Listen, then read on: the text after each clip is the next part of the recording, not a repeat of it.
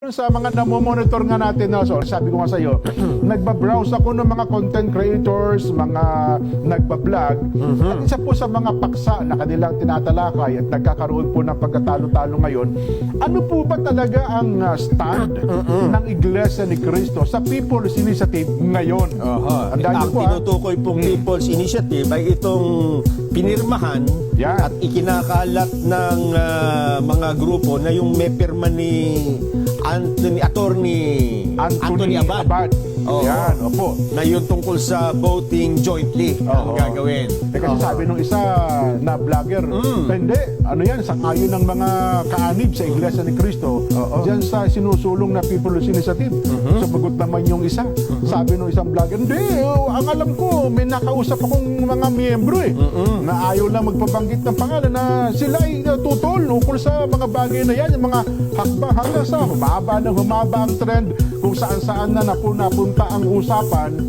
Ito po, Nason, kasi sa hindi miyembro ng Iglesia ni Cristo, maring ang hindi ninyo alam ang stand. At hindi naman ho namin kailangan sabihin ang stand dahil it doesn't matter sa inyo Wala namang bagay yun. Pero dahil sa parang nagkakaroon na ng parang nagtatalo-talo at nagtatanong na yung marami, sa aming mga miyembro, alam na ho namin yung stand doon pa. Dahil ito po ay itinagubilin. Hindi ba?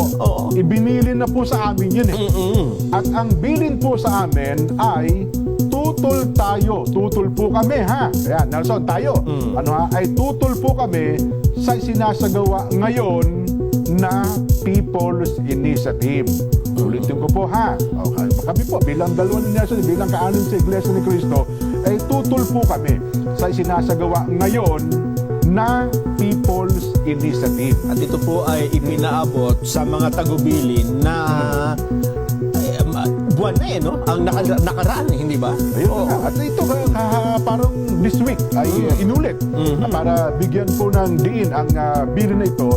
At yung iba ho namang mga kapatid, pinakamaputi, huwag na kayo makipagtalo dun sa...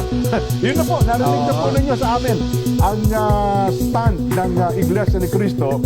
At sana po naman sa mga vlogger, yaman din lamang nanonood at nakikinig po kayo ngayon, yun po ang stand ng mga kaanib sa Iglesia ni Cristo. Yun po ang bilin na tinanggap namin hanggang sa ibaba na kasi meron tayong messaging na hindi nakagaya ng iba.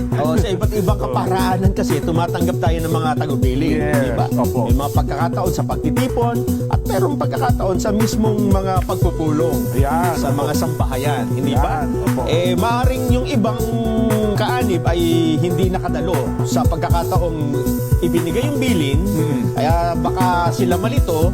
Ito ay binabanggit na ho namin para maging malinaw at lalong-lalo na doon sa mga hindi naman miyembro at nagtatanong. Ayan po. So yun po inuulit ko po. Ano po ba ang stand namin bilang mga kaanib sa Iglesia ni Cristo? At sa bilin na tinanggap namin ay tutol po kami sa sinasagawa ngayon na People's Initiative. Okay na po? Kaya sana ay malinaw yan sa lahat ng ating mga kababayan.